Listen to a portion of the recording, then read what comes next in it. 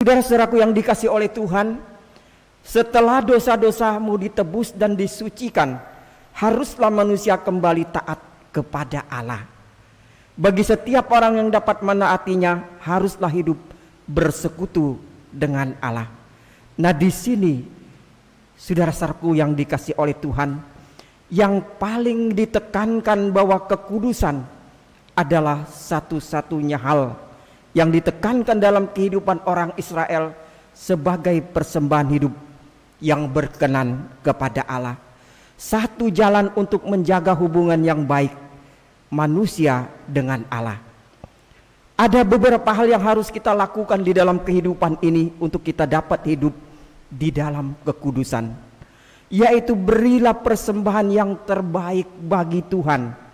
Kalau dulu di sini kita lihat dalam pembacaan ini bahwa Israel memberikan korban bakaran, memberikan korban sajian, semua itu dilakukan sebagai korban penghapus dosa untuk mendapatkan pengampunan. Hubungan umat dengan Allah akan menjadi baik apabila manusia hidup di dalam kekudusan, hidup taat seperti Musa dan Harun, seperti bacaan kita di sore petang hari ini. Itulah sebabnya saudara-saudaraku yang dikasih oleh Tuhan, manusia harus mendapat penebusan dan perdamaian dengan Allah. Umat haruslah kudus sebab Allah itu kudus adanya. Jadi pada waktu itu orang-orang Israel harus mendapat penebusan dan perdamaian dengan Allah melalui diurapi dengan minyak, kalau kita lihat bacaan tadi, dan berbagai macam korban. Korban binatang harus disembelih, darahnya harus dicurahkan, dipercik, dagingnya dibakar di atas mezbah untuk mendamaikan mereka dengan Allah. Lalu pertanyaannya Bapak Ibu yang dikasih oleh Tuhan, apa yang akan terjadi kepada mereka apabila mereka tidak melakukannya? Mereka akan mendapat murka Allah. Mereka akan mendapat hukuman dari Allah. Karena dengan cara melakukan perintah-perintah Tuhan itulah yang dapat menebus mereka dari dosa dan memperdamaikan manusia dengan Allah, menjadi umat Tuhan yang hidup di dalam kekudusan. Lalu saudara-saudaraku yang dikasih oleh Tuhan, apa yang dapat kita ambil dari pesan firman Tuhan Imamat pasal 8 ayat 1 sampai yang ke-30 ini? Yang dapat kita simpulkan ialah bahwa kitab Imamat ini masih sangat relevan, masih sangat tepat bagi kehidupan kita pada saat ini.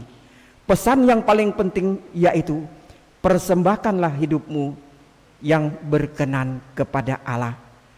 Persembahkanlah dirimu kepada Tuhan. Nah, melalui apa yang harus kita perbuat?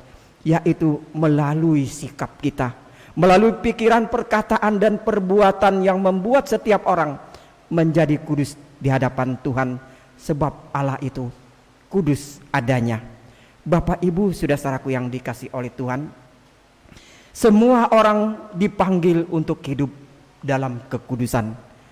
Di saat kita masih diberi napas kehidupan oleh Tuhan pada saat ini, jangan saudara-saudara lewatkan yang diberikan oleh Tuhan bagi setiap kita. Jangan sia-siakan semuanya itu, yaitu hiduplah kudus dan taat kepada Tuhan. Ingatlah, panggilan untuk hidup kudus sangat penting bagi setiap kita, karena di dalam kekudusan itulah kita menemukan hidup damai sejahtera. Hidup di dalam kekudusan kita akan menemukan kehidupan yang sebenarnya, hidup yang berharga di mata Tuhan, dan hidup kita berarti bagi orang lain. Di dalam kekudusan itu, hubungan kita dengan Allah menjadi akrab dan sangat dekat. Hidup menjadi berarti Tuhan melimpahkan berbagai kehidupan berkat bagi hidup setiap kita. Firman Tuhan ini kembali juga mau mengingatkan kita untuk hidup kudus dan taat akan perintah-perintah Allah. Karena di dalam bacaan itu mengandung semua aturan-aturan dari Allah. Perintah-perintah itu diantaranya hidup di dalam iman, hidup di dalam pengharapan, dan hidup di dalam kasih dan mengasihi sesama. Terutama mengasihi Allah di atas segalanya. Dengan melakukan perintah-perintah Tuhan inilah kita akan hidup kudus di hadapan Allah. Terutama kata-kata mengasihi artinya menjadi kasih sebagai sesuatu yang paling utama di dalam kehidupan kita. Kemanapun saudara-saudara melangkah, kemanapun saudara-saudara pergi, dimanapun kita menginjakkan kaki, kita harus ingat bahwa saudara-saudara dan saya adalah alat yang diutus oleh Tuhan. Kamu adalah imamat yang rajani. Nah, saudara-saudara, untuk menyampaikan kasih Allah kepada setiap orang yang kita jumpai, yaitu lewat sikap saudara, pikiran, perkataan, dan perbuatan kita, yaitu harus kita berikan di tengah-tengah kehidupan ini. Dengan kasih kita belajar untuk menaruh belas kasihan. Orang yang selalu menunjukkan belas kasihan itu, apalagi kalau kita lihat di tahun 2020 ini adalah tahun yang sangat sulit bagi kita, tahun yang penuh dengan tantangan, di mana kita lihat pandemi COVID-19. Banyak saudara-saudara kita yang terkena COVID-19 ini, dan semua sendi-sendi kehidupan dan ekonomi berdampak buruk bagi kehidupan kita. Itu adalah masa tantangan yang kita gumuli bersama pada saat ini, dan banyak saudara-saudara kita yang menderita karena COVID-19 ini. Maka disitulah mungkin kita juga bisa berperan untuk mengasihi dan meringankan satu dengan yang lain. Begitu juga ketika kita selalu menyebarkan kebaikan, berarti kita berusaha untuk hidup benar di hadapan Allah. Tidak ada orang yang hidupnya tukang gosip atau menceritakan tentang kekurangan orang lain berkenan di hadapan Tuhan atau dikatakan hidupnya kudus. Nah, saudara, persembahan yang hidup tidak demikian. Jika kita ingin hidup berkenan di hadapan kudus, di hadapan Tuhan, di dalam hidup ini kita harus berjuang. Saudara, selalu rendah hati dan lemah lembut, karena tidak ada orang yang sombong dan kasar dapat dikatakan hidup di dalam kekudusan atau berkenan di hadapan Allah, dan semua itu tidak ada dan tidak mungkin.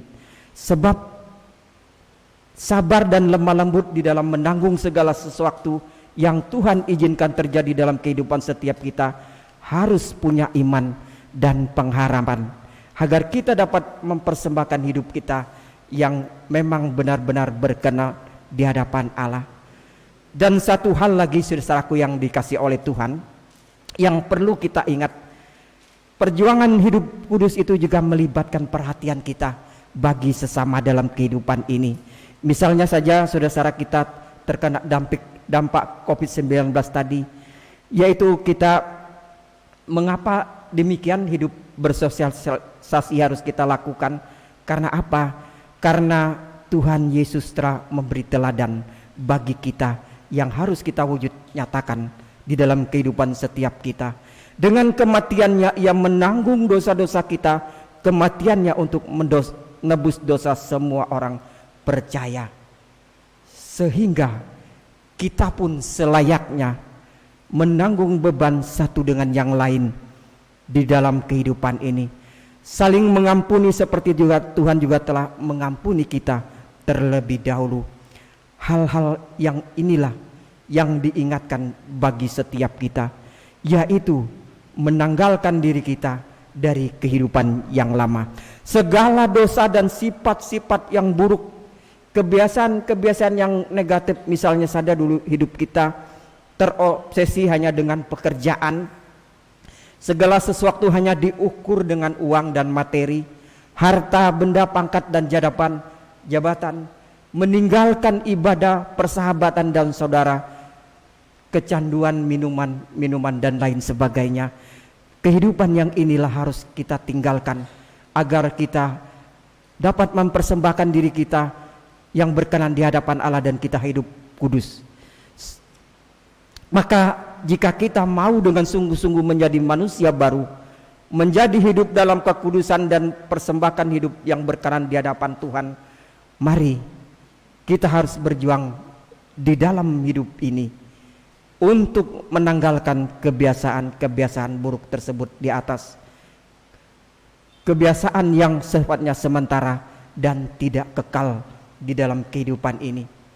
Nah, saudara-saudaraku yang dikasih oleh Tuhan, dengan menanggalkan segala waktu, harta benda bagi kemuliaan Tuhan. Kalau dulu kita sering mengeluh dan bersungut-sungut, maka sekarang lakukanlah dengan segala kehendak Tuhan dengan sukacita. Layani Tuhan dengan sungguh-sungguh. Tinggalkan hal-hal yang sifatnya memang hanya sementara di dunia ini. Lakukanlah segala sesuatu dengan motivasi mengasihi Tuhan. Dengan demikian, hidup kudus akan mengarah kepada hal-hal yang baik, kepada sifat-sifat yang sifatnya sorgawi dan kekal, bukan pada hal-hal yang sifatnya duniawi. Dengan cara hidup demikianlah hidup kita di dalam kebenaran, di dalam kekudusan. Hidup kita akan semakin menyerupai Allah di dalam kehidupan ini. Nah, setelah disampaikan, diingatkan hal-hal tersebut di atas, timbul pertanyaan, bagaimana kita harus menerapkan nasihat-nasihat tersebut agar dapat hidup dalam kekudusan sebagai persembahan yang berkenan kepada Allah. Apakah kita harus menjadi biarawan atau biarawati, menjadi pendeta atau menjadi penatua diaken? Jawabnya tidak.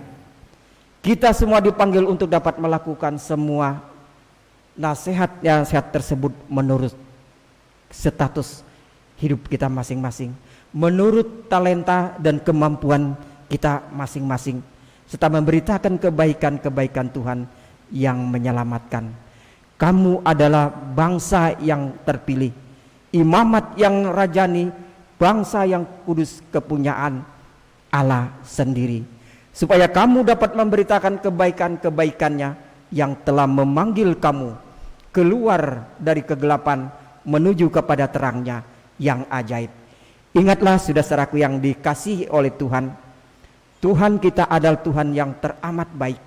Jika Dia memanggil kita menjadi kudus, percayalah Dia juga akan menyediakan bagi kita menuju ke jalan kekudusan itu sendiri. Ketika kita mau berbuat baik dan benar, Tuhan pasti akan menolong kita. Yang memang harus ditempuh dengan perjuangan, banyak tantangan, kesulitan dan pergumulan di dalam kita menuju hidup dalam kekudusan dan berkenan di hadapan Allah, yang secara manusia biasa mungkin kita tidak akan kuat dan tidak akan mampu.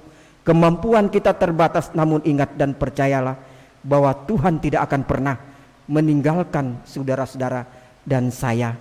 Dia akan terus mendampingi kita, Dia akan memberi kemampuan, kekuatan, Dia akan memberi dan menghadirkan damai sejahtera bagi saudara yang tidak bisa diberikan oleh dunia ini. Tidak ada yang dapat memberikan hal itu kepada kita. Telah disampaikan kepada setiap kita bagaimana kita harus hidup kudus. Jalan dan perbuatan yang harus kita tempuh sebagai persembahan hidup berkenan kepada Allah. Peliharalah kekudusan Allah dengan baik, menjadi diri kita masing-masing dari hal-hal yang tidak berkenan di hadapan Tuhan. Berbuatlah yang mendatangkan kebaikan bagi sesama, tidak mementingkan diri sendiri, tidak egois di dalam kehidupan ini. Jika kita hidup beriman, itu pasti mendatangkan banyak kebaikan bagi orang, banyak menjadi berkat bagi orang, baik itu di sekitar kita, di masyarakat, di tempat kerja, di mana-mana pun akan mendatangkan kebaikan jika kita hidup di dalam kekudusan dan selalu berbuat berkenan kepada Tuhan. Berbuatlah yang baik dan mendatangkan kekudusan. Dan itulah saudara-saudaraku yang dikasih oleh Tuhan, jalan-jalan yang ditunjukkan, aturan-aturan firman Tuhan pada sore petang hari ini menunjukkan kepada kita untuk hidup dalam kebenaran, dalam kekudusan sebagai persembahan hidup yang berkenan kepada Tuhan. Sekarang Bapak Ibu yang dikasih oleh Tuhan, tergantung pada diri kita masing-masing. Maukah kita menempuh jalan dan aturan-aturan telah ditunjukkan oleh Tuhan bagi kita? Tuhan memberkati firman-Nya. Amin.